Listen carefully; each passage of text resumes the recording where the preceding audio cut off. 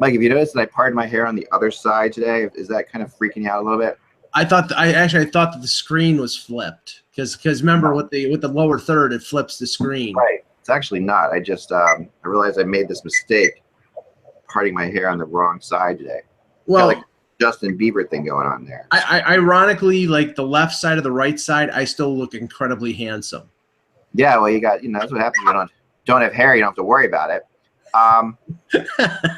Thank you. All right, so we have Russ on the line. Russ. Yes. How are you? How's everybody? Everybody's good. Russ is coming to you live from the most exciting road in America. Always whenever you buy one of those books with great American drives, one of them is always the Pennsylvania Turnpike between Philadelphia and Harrisburg. Well, yeah, I'm just outside of Hershey, PA, a town that I love to drive through because it smells like chocolate. But I'm not dropping by, which is a shame. I'd rather be in Hershey, PA. Hershey's not a bad place. Of all the places along that route, that's one of the better ones. I was shocked to find out when I saw Russ last in person that it cost, I think he said, over $30 to take the Pennsylvania Turnpike in tolls. Here's a trick, Russ. Ready for this? Now, do you have an Easy Pass? I do not. Okay, this is what you do. Ready? This is a great trick. You'll save money. I promise you. You go buy an Easy Pass at one of the rest stops, but when you do it, you bring in your ticket with you, okay? The ticket that you use to get on the turnpike. Give them that ticket. You'll pay like $35 for the Easy Pass, which is the same price you'll pay for the toll. But this ride that you're on now will be free, and that $35 will just go towards future Easy Passes. So even if you don't ever you don't have to give them a credit card in the future or anything like that. You can just run that Easy Pass out like till that $35 is done. You don't have to give them anything. You can just put that Easy Pass on and ride back, but you can do the whole. So basically, you can save yourself half the price. Right. It's a buy one get one free. Basically. Isn't that cool? So you can actually do that as many times as you want to. Like you're not giving them any information. You don't have to give them your name, your number, your license, or anything like that. You're just getting basically like an Easy Pass that's $35 on it. So when you're riding back, that'll take care of it. And they'll take your ticket, and this trip will be free. Yeah, but I have to do it close to the end of the trip, I guess. No, you can do it anywhere. Really? But yeah, you can use it anywhere. It'll enable your first trip while you're on the turnpike to be free, no matter how far, close, or short it is. I mean, obviously, if you're going to get off the turnpike somewhere, don't do that. But if you're going to stay on the turnpike, all right. I'm gonna do it. Yeah, just stop, pay for it. You'll just see what I mean. It's really someone taught me that it's great. It's a great thing. Good plan. All right, so let's get into this. Let's do the intro. Let's do the intro. Ready? Ready. Hello, Hockey World. Today is Thursday, June 8th, 2017. I'm Michael Lagello. I'm Russ Cohen from Sportsology. And I am Eklund. You're watching the HockeyBuzzcast on HockeyBuzz.com. This is the podcast that comes every Monday through Friday at this time to fill you in on the comings and goings in the hockey world. And if you just finished watching the Comey hearings. Oh, come on. There was nothing. It was boring. It was boring, but there are actual bars that opened up in my area and had like signs outside saying, Comey specials. So they're actually selling. I'm shaking my head. That's what I'm doing. I'm sure you are, yeah. No, it's really funny. I mean, I thought the one like the they have like a drink that's called like that Trump tweet that he mixed up on whatever it's called, Safafa or whatever, Safefe. Confefe. Confefe. There's a Confefe drink now. Yeah, it's really phenomenal. Anyway, so if you're done watching that, you're here. Instead of that, you're here with us now. We appreciate it very much. Go ahead, Russ. Yep, thanks. I appreciate it. It'll be fun to be at this game, and we'll see what happens. Game fives are always the linchpin games. To me, the matchup still is: are we still going to see the pretty good Murray in Pittsburgh? Yeah. And are we going to see the weird Pecorine in Pittsburgh? If that's the case, then I think Pittsburgh's going to win the series still, but it'll probably take 7. If Pecorine plays a complete 60, then Nashville can turn Pittsburgh on its ear tonight. No, I didn't hear who was being inserted, but I do know that Parento is coming out, which shows that Laviolette is not superstitious about changing a winning lineup. I would assume that means that Cody McLeod or Fiddler are coming in for either. No, I think it's the guy we talked about yesterday. Who's coming it's Colin Wilson. It's Colin Wilson, yeah. Okay, right. If it's Colin Wilson, then that makes sense. But Parento is out, and Sullivan is sticking with Murray, which I'm a little surprised with. I thought there might be a chance that they'd go back to Fleury, but yeah, I think this proves that Murray is the guy all the way now, unless they just get blown out 8-1 tonight. Well, they're in a weird spot. I mean, they sort of, but he has shown before that he would do this, like we talked about. He did it last year with Tampa. I don't know. I think that he's going to go with Murray. My question is, how healthy is Murray? Because I'm just not buying that he's healthy. Because he doesn't seem like himself, or if he's not, or if he, or maybe he just wasn't. Maybe he's just a young guy who was intimidated by that crowd in Nashville. But he's been through things before, Maybe that crowd chanting "It's all your fault" got to him. I don't know. It's a funny thing that they do there, but he could still be hurt. I mean, there's no question he was banged up, and so it probably affected him a little bit. But this is weird, and I wrote about this in my preview. And don't go to Sportsology yet because it's down because of GoDaddy, and that's a whole other issue. But anyhow, go there later. It'll be there. But one of the points that I brought up early in the series still feels like it's an issue, and that is with Sullivan getting the last change, with the Penguins having home ice, is this whole series really going to come down to overloading the Crosby-Gensel line on the third pairing of Nashville? It could. I want to tell you something about Gensel. I wrote about him on a website called GoTTS. People can check it out. When he was drafted like third round, 77th overall, because he was 5'9", 150 pounds. Gensel. Now he's 5'11", 180 now, and so it does show you how fortunes can change when you get a little stronger. When you go to college, you went to Nebraska, Omaha, when you put on some weight, and all of a sudden now he's a big time player. They took a gamble and it's worked out. But I'm wondering if the third pairing. We lost Russ a little bit there. Russ, I'm sorry, we lost you for a second. You can't hear me? No, we heard you. You're kind of wondering a third pairing, and then you went away. So go ahead. The third pairing is just going to be Nashville's undoing. Is the whole Stanley Cup going to come down to that? I wonder. I think it could. I mean, and because that was so far what we saw, I thought what Sullivan did really well was get Crosby out against that third pairing in games 1 and 2. I mean, that was a big point. What I expect to happen tonight is Laviolette to just go to two pairings really, and not. I think the third pairing will barely get on the ice, and I think that I really think that's Laviolette's history. He will do that. Yeah, but you can't play 4 defensemen 30 minutes each. You can't. You have to get those guys out there, and that's where Sullivan can take advantage, because he's probably going to, if Bonino's a game time decision, but more than likely he's not going to play. What basically Sullivan is going to do is he's going to have either Crosby or Malkin on the ice at all times. It's going to be they'll be playing close to 30 minutes. I think they'll be double shifting on each one-on-one power play, one on the other. I mean, I think that's the only way you can take advantage of that third pairing of Irwin and Weber, is to have one of those guys on the ice all the time. But I think for Pittsburgh to win here, they got to get more contribution from somebody not named Sidney Crosby. Kessel has not scored. I think it's in 6 games. Kunitz has not scored since that game 7. Really? They really need their secondary guys other than Gensel to pick it up. Brian Rust, remember him, Russ? It's like you need Brian Rust to kick something in. So I think that's going to be the most important thing for the Penguins.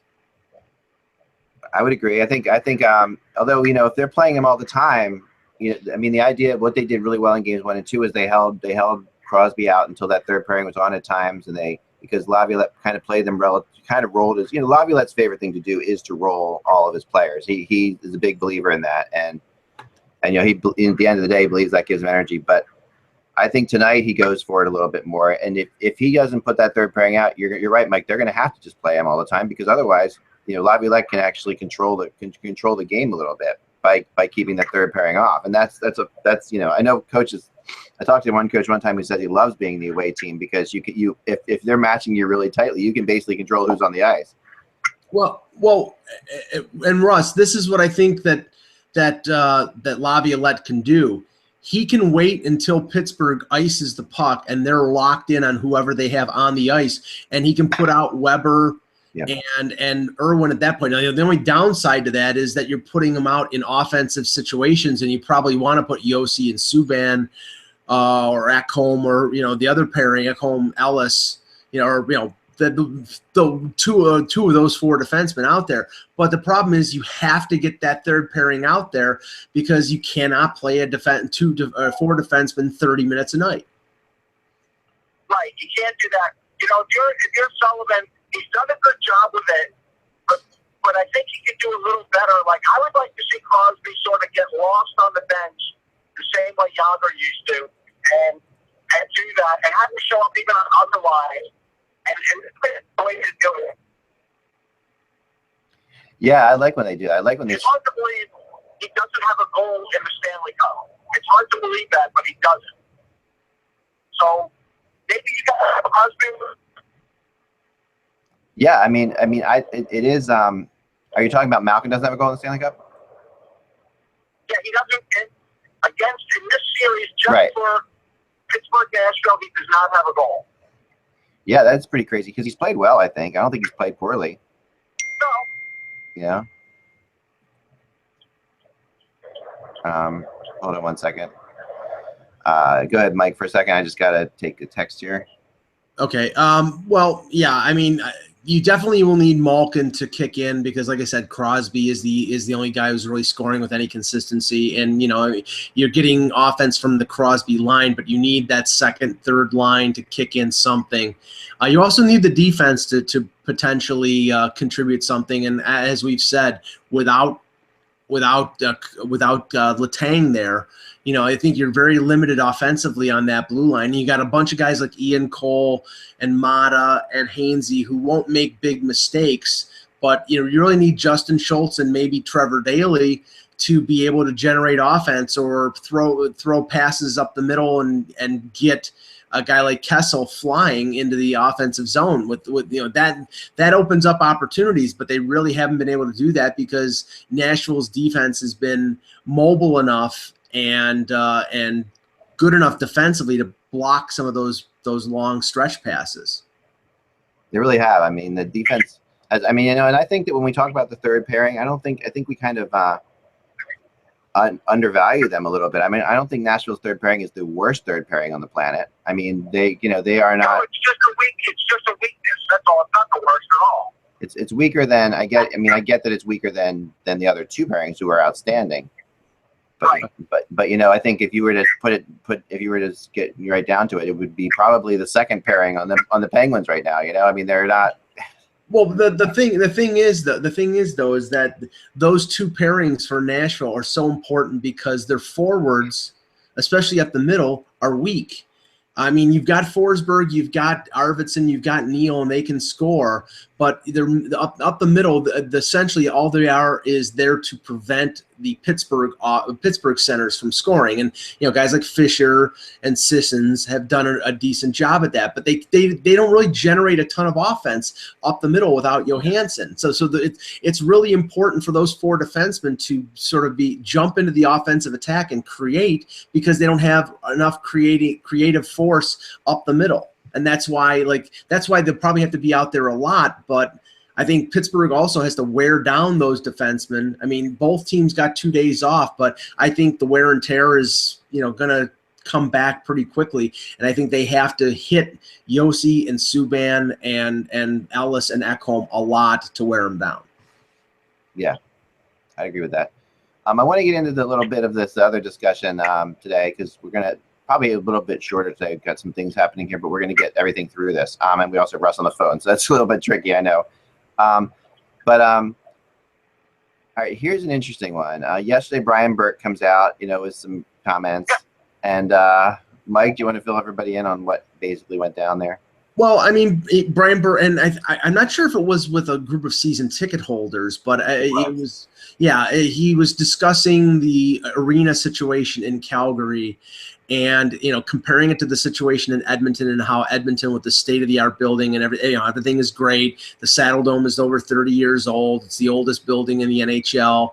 And I think Burke got a little heated here because in the course of conversation, he's essentially threatening that the Flames are going to leave Calgary. And I think one person says, where are you going to go? And he threatens Quebec City.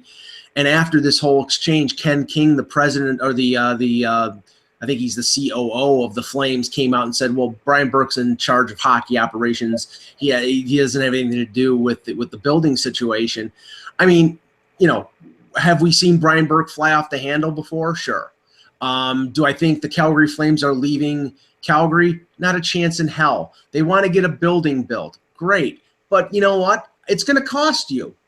It's probably going to I don't know the financial breakdown of what happened in Edmonton with Daryl Cates, but I think Daryl Cates probably paid some of that building. I don't think it was funded completely by the city of Edmonton. So I don't think Calgary is going to get more out of this than Edmonton did. So, and if they can't afford the building, then you're going to have to stay in the Saddle Dome. I don't see the leverage that the Flames have here. Oh, I actually think they're going to get way less. They're going to get way less than Edmonton. Go ahead, Mike.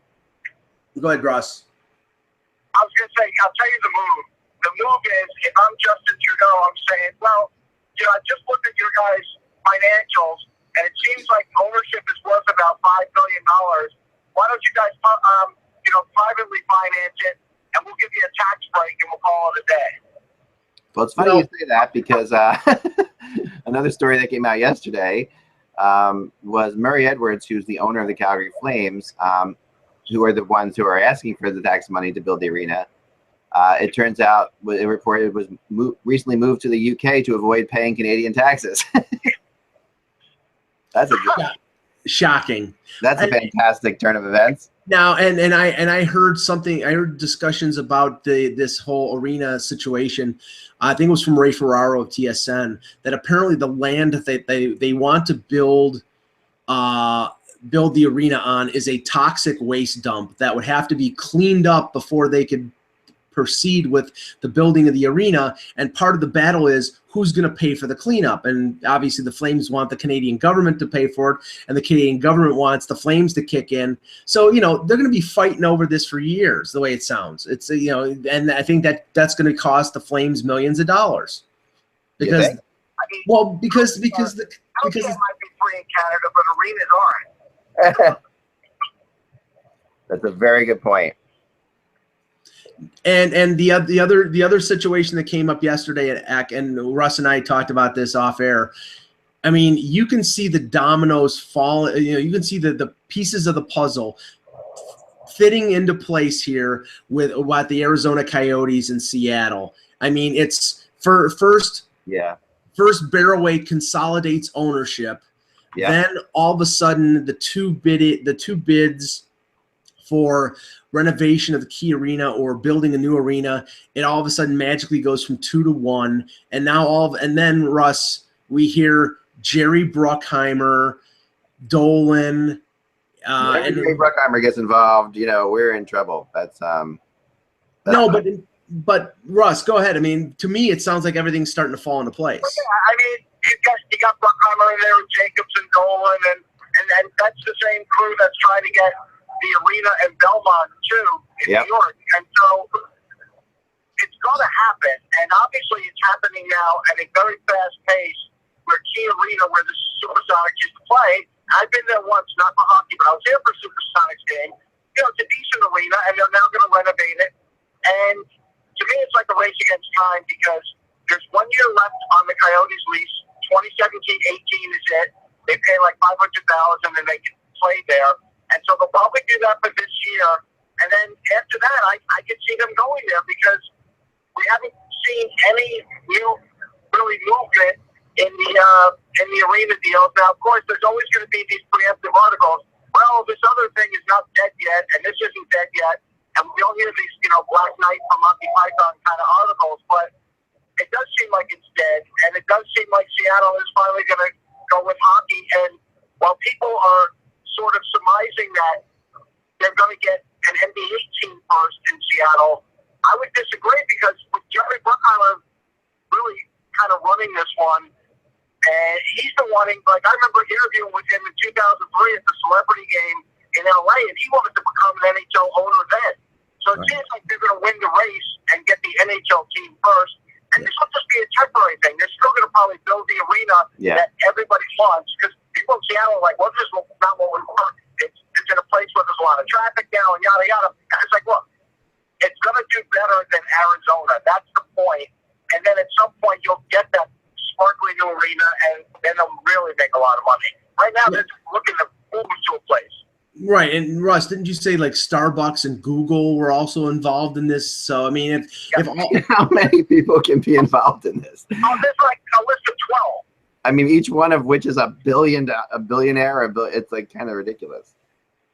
Right, but Kicking in, they're all just chipping in. You know, it's like, you know, the same way we chip in for a bill at the diner, they're chipping in.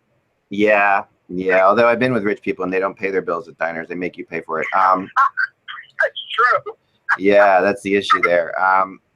Yeah, I mean, you know, someone brought this up to me last night. And they said, okay, you know, it's interesting that you know, Bruckheimer's getting involved. All these people are getting involved, and then you know, I've this guy who's like a musician who's just, you know, really, you know, mentioned to me the other day that, you know, the Carrie Underwood like stuff on when she's doing on Instagram's getting like 3 million retweets, like the Predator stuff she's doing, crazy like numbers.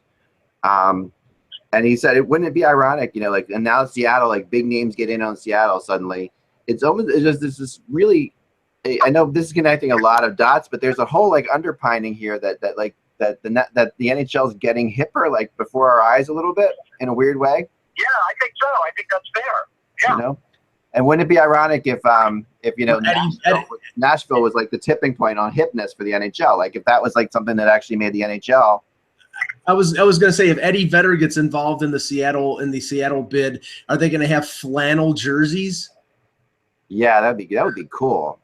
Actually, I could totally go for a flannel hockey jersey. That you don't think that would sell? The only problem with this is that right now the NHL teams are using the iPads, and Microsoft is involved in this deal. And I kind of wonder, like for that building, will they make them use Microsoft Surfaces and not the iPads?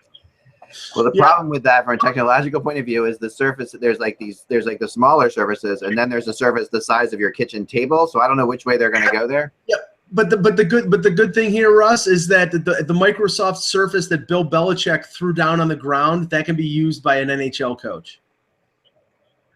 Have you guys? This is an aside, but I saw this is a sports thing. But since you bring that Bill Belichick thing up, have you guys ever seen the Simpsons episode where the Simpsons moved to Boston? And in this episode, like Boston is their hated rival in football, and everything about the Boston team, they win every Super Bowl by cheating, and it's the funniest thing. The Simpsons just nail, and like the coach's name is like Phil Belichick or something like that. It's completely, and everything about this is like, you know. And then they moved to Boston, and Boston, it's just the funniest episode ever. Well, I don't think we should talk about NFL coaches in connection with the Stanley Cup Final. Do you think, Russ?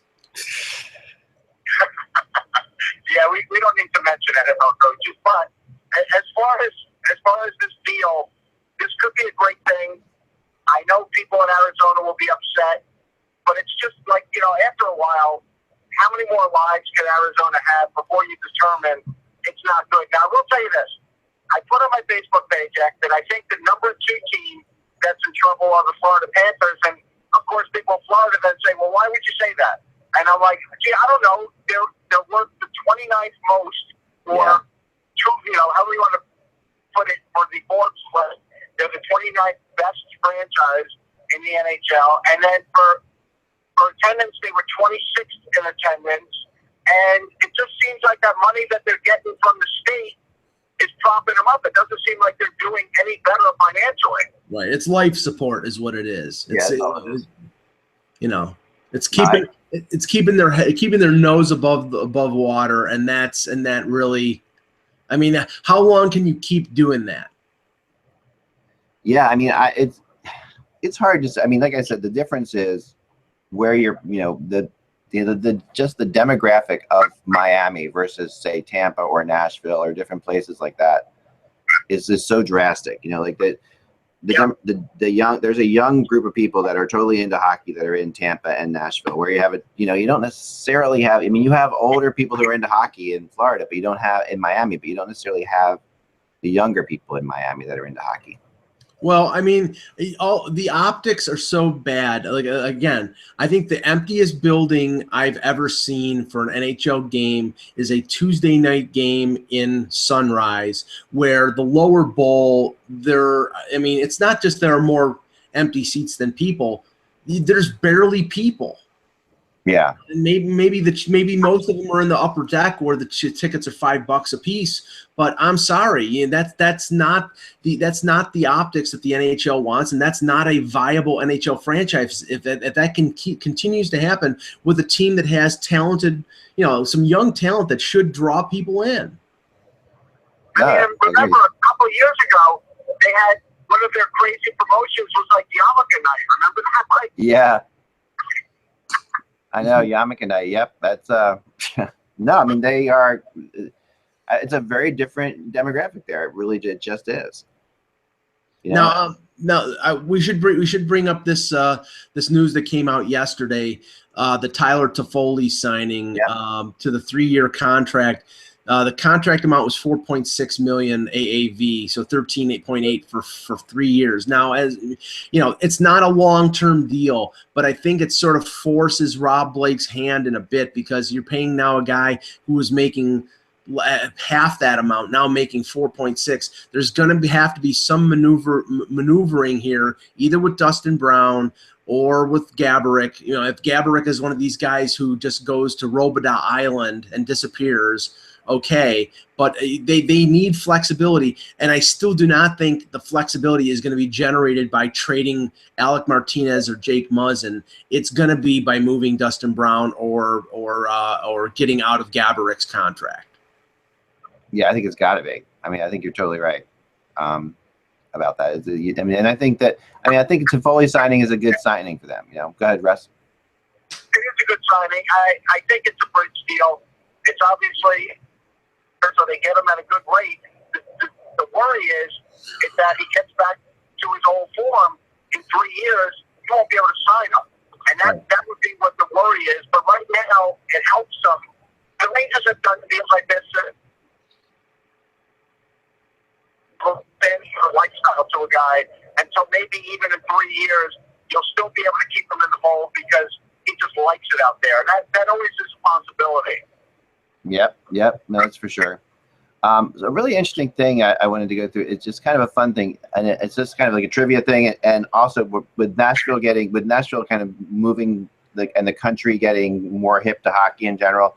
There's a really cool graphic that I saw that lists the by state the amount of rinks per capita, like, and what they, you know, like for example, just to give you an example, that, you know, like say the state you're in now, Pennsylvania, has 61 rinks in it, which equals to like 1 rink for every 209,000 people in the state. So, you know, when you go through that, so you got like New York State has 106 rinks, so that's 1 for every 185,000. I'm gonna stop you there. That is crazy, because growing up like on the island, there was 1 rink. Yeah. And I know, and when you talk to Brian Mullen or Joe Mullen, and it really was only 35 years ago, they would have to go out of the city just to be able to play hockey, and have to go like really, you know, upstate New York to start playing because there were no available rinks. So that's an amazing thing. Isn't it an amazing stat? I know. I thought that was incredible. And you know, another thing, like for example, I mean, a lot of this is what you'd expect, but like Florida has 21 rinks in it, which is way more than I would have expected. Way more, yeah. You know, it only works out to one for every 931,000 people, but still 21 rinks in Florida. Texas has 22 in it, you know. So, and we all think of Texas as a really pretty good hockey state because they have a really thriving, you know, community around Dallas. Yeah, but Texas is a hotbed now. It is. But California have 49 rinks, so that's when you think about it. California, which is an enormous state, 49 is low. I urge everybody to go to the Snoopy rink in San Jose. It's awesome. Oh, I've heard about that. Yeah. So then when it's a great rink. When I go, the other thing that's fascinating about this, we talked about Seattle's viability. Seattle Washington State 17 rinks, which is one for every 410,000. That's pretty good. In North Dakota, but then like North Dakota, 19 rinks, which in North Dakota that equals one for every 38,000 people. Right. I mean, that's an amazing number. But the best, I think it's like 1 in every 10 moose also, but I'm not sure if my math is right. But what state do we think has the most amount of, like, the lowest, like, per person rink? So Minnesota. Yeah, you're right, Mike. It's Minnesota. Yeah, I think Massachusetts. Minnesota's good. I was going to go Massachusetts. How many rinks do you think Minnesota has in it? 130. All right, Russ. I'm going to go 147. Try 236. Okay. Oh my God. 236 rinks in the state of Minnesota. That's one for every 22,000 people. I thought it was going to be one for every 22 people. Which is crazy. So if you look at, there's 22,000 people that fill the XL Center. So when that arena, you know, think about that. That's insane. I mean, it's just crazy. Connecticut, 30 rinks. You know, that's pretty crazy. I mean, there's just, like you said, Russ, us growing up. I mean, New Jersey. When I was a kid in New Jersey, there were 3 rinks. There's 40 now. That's like 40. Yeah.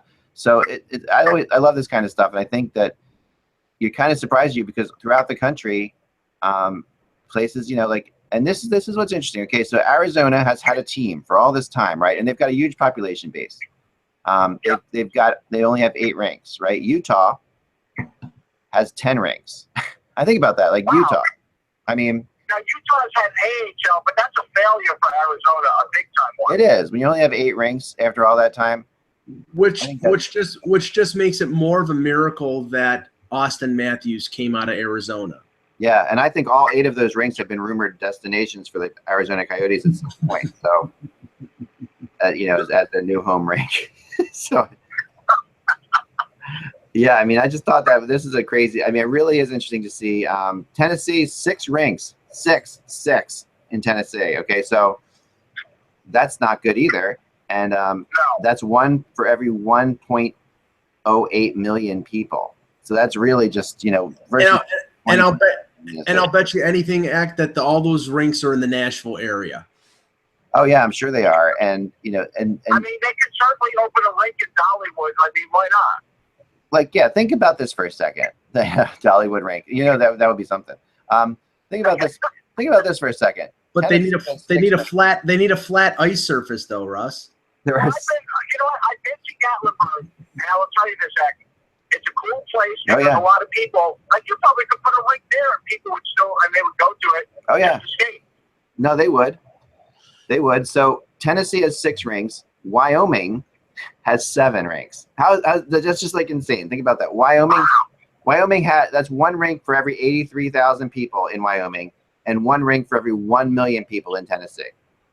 So, I mean, and a lot of this, I mean, people are going to say, okay, this is like, you know, obviously it's cheaper to have a rink in colder places, you know, and that I get that. That's for sure. You know, that it's more expensive to keep rinks going. In Minnesota, you know, 236 rinks. I wonder, there's probably a lot of those that are outdoor rinks, you know, but yeah, sure. But still, it's kind of some crazy stats in here that I really just like. Idaho, I would think Idaho has 7,000 rinks. 7 rinks. You would think 7 rinks in Idaho. That's kind of, you know, that's but there is a rink in every country. I would like to get a breakdown of pizza parlors in the United States. What states have the most? I would like to know that. Now, isn't there a team that plays in Mississippi? I can't remember. In the minor leagues or something like that. Who am I thinking of? No, I know that there's a college team in Alabama, but not Mississippi. Well, there's one in Oklahoma, right? Alabama, Huntsville, yeah. Well, the Oilers farm team is in Oklahoma, right? It used to be, yes. There's only 3 rinks in all of Oklahoma. So one of those rinks was a minor league team played in, right? Right, and that was the building that the Oklahoma City team played in, yeah. Right. Mississippi, only 1 rink in Mississippi, 1 rink in Arkansas. So like, you know, that's big. Those are states that have 3 million people in it, so it's 1 for 3 million. But I think they have more car washes in Mississippi than rinks. I'm not so sure about that, Russ. How many rinks do you guys think there are in Hawaii hockey rinks? 4. I'm gonna go 1. Russ is right. 1. One rink. How many? And finally, we'll end with this. How many do you think there are in Alaska? Alaska, I'm going to go 20. I'm going to go 20. All right, Mike. 41. 19. Russ knows his stuff. Yes. I really think that's like, at least about rinks he does. Minnesota it doubles any other state in the number of rinks that it has in it. How about that? So there's but any other state. The difference here is that people go into ice rinks in Minnesota to warm up. Right. Yeah, it's true. Massachusetts, I would have thought they would be. Where do you think Massachusetts is, by the way? Then we'll end there, but that's a good one. Massachusetts. I gotta believe they're top 10. I gotta say 120 rinks. I was gonna say Massachusetts is on the East Coast. That's where they are. No, I'd say they have about 50 something rinks. They have 102.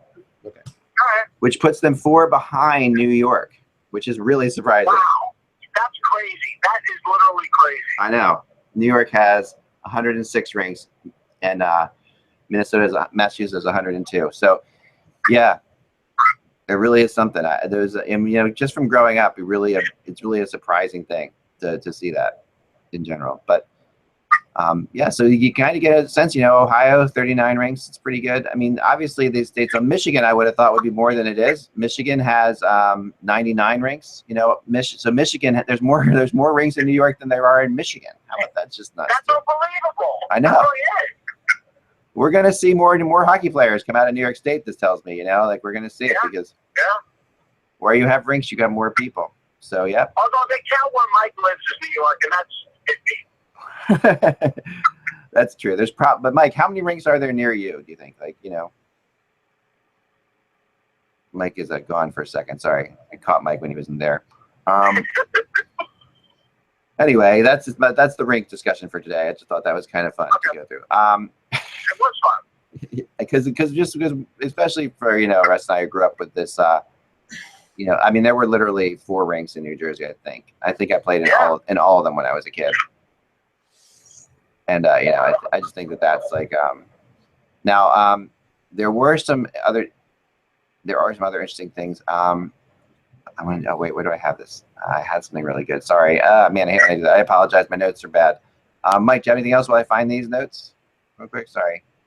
Just the one interesting thing that popped up yesterday, Pierre LeBrun reported regarding Sami Vatanen. Apparently, at least 3 and maybe more teams have sort of lined up, have contacted Anaheim regarding him. The teams he mentioned were Toronto, New Jersey, and Tampa, but there are many more.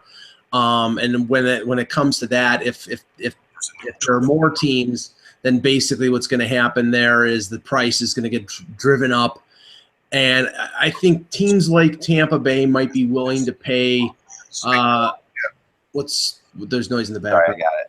A team like Tampa might be willing to pay a Jonathan Drouin type price for a Vatanen because they really need that top 4 defenseman. But I think if the price gets driven up to a ridiculous point, the teams like New Jersey and Toronto will drop out of that sweepstakes because I don't think they're prepared to pay that much for Vatanen, who's sort of the same type of defenseman that the Leafs have right now with Gardner, Zaitsev, and Riley. So I put him below Riley, but way above Gardner.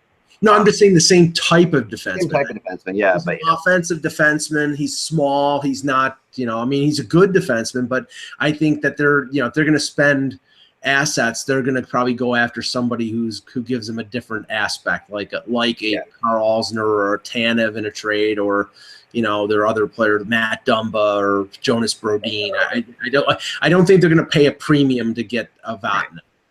Yeah, no, I wish there was a way of like tracking players like stocks, so I could do like the value of Vatanen over time and how it's gone up and down. Because it's really one of the more interesting ones, I think. There have been times when Vatanen was very valuable, and right now I'd say his value is low, which is really probably not fair because he played pretty well, I thought, in the playoffs. I don't know. Why do you think, Russ? Yeah, I thought he played pretty well, but I mean, again, I'm worried about a smaller guy with a shoulder operation. Yeah. Like I wonder when he comes back, what's his shot going to look like? Because it's not like Sami Vatanen is a great defender. He's a good defender. Right. But when he comes back, I got to see if he's still got that shot. And so that's the part I think there's a little bit of worry about. And the fact that you already know you're not getting them for another 4 or 5 months, so you're going to waste a couple months of the season.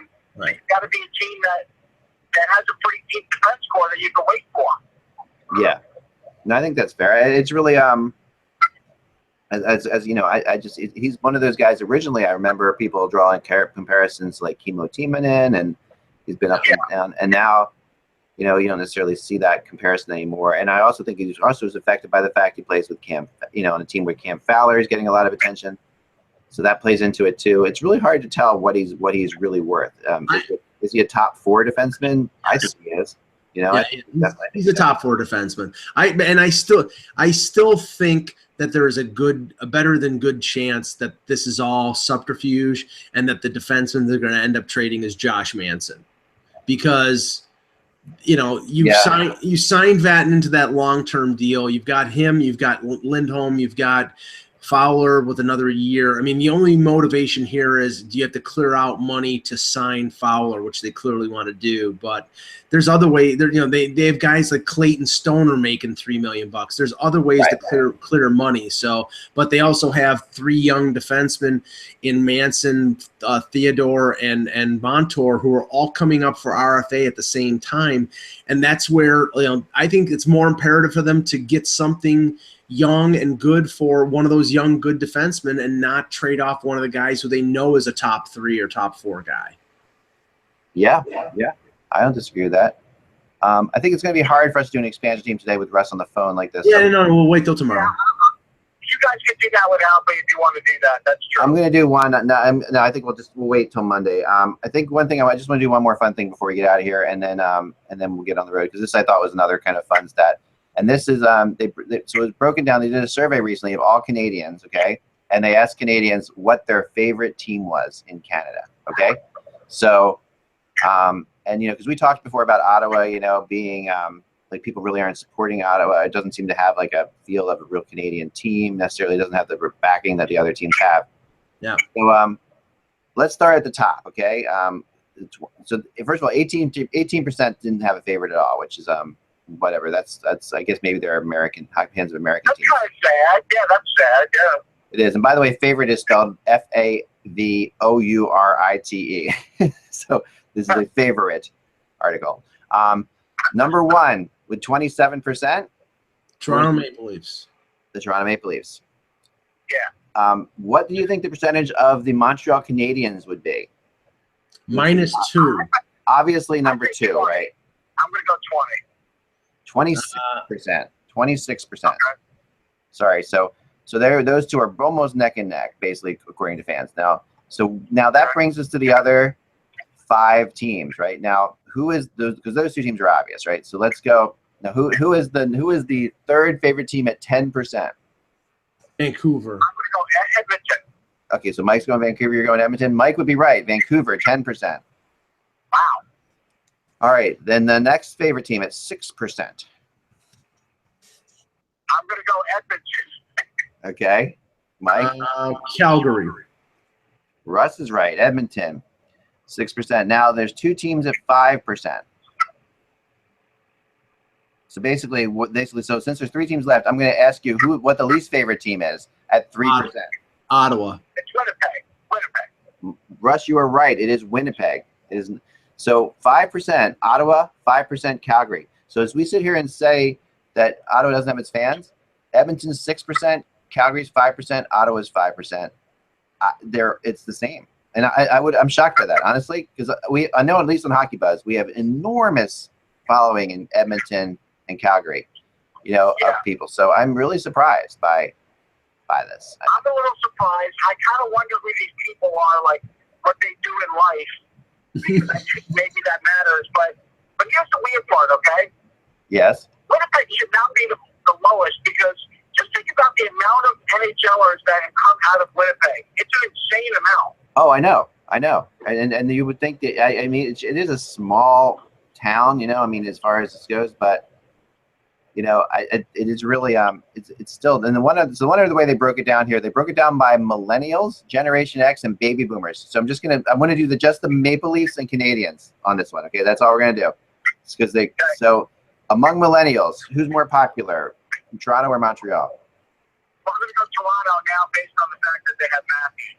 Well, I would think it's Montreal because Montreal has been more successful recently. All right, I like that. We have two different opinions there. It would be Toronto. Good. Toronto at 29%, Montreal at 25%.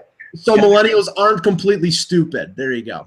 Generation Xers. Okay, that would be us, basically. We are the Generation X generation. Yeah, this is where Montreal wins on this one. Agreed. Dead even at 26 apiece. Wow. Okay, and the baby boomers, this would be our parents and, people probably a little bit older than us. So these are people who remember both the Leafs and the Canadians winning Stanley Cup. Yes, exactly. I'm going to go with Canadians again, yeah. That would be Montreal. Yep. Yep. 28 to 22. So it does break down by now. There was a whole other group that said they were, I don't know what. Well, the group that would vote for the Leafs are dead and buried. That's the problem. Yeah, I don't know what the other category is. This is called the civics, the silent civics. I don't know what that means at all. I'm trying to find out what that means in this article, but anyway, the silent civics, 37% Toronto, 24% Montreal. So there's a big thing there. I guess that's the other. So finally, last. Like when Toronto won their 5 cups, the early 5 cups, like my grandmother was probably like 10. Oh, you're right. No, yeah, definitely. So hey, that's for sure. Now, finally, by sex, not by which I mean man or woman. Okay, so by gender. By gender. Not by sex. By gender. And let's decide this by sex. No. All right. I mean, I'm going to say Canadians fans have more sex, but I'm yes, I'm 100% with you on that one. Montreal Canadian fans have way more sex. Well, we know that there's more strippers in Montreal. French people just have more. Let's just face it. I mean, they're way cooler. Oh my God, I'm so sorry. I'm crying here. Oh man. All right, I did not mean that by who had more sex. What I meant. Sorry. All right.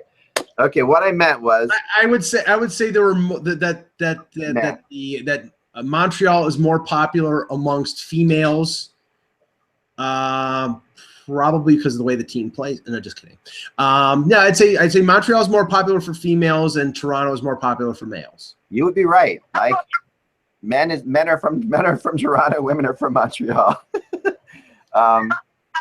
a book. You can do a book on that. That would be perfect. It's not that big. I mean, 29% for men, over 25 in the Canadians, and among the Montreal Canadiens, 27% women over versus 25 for Toronto.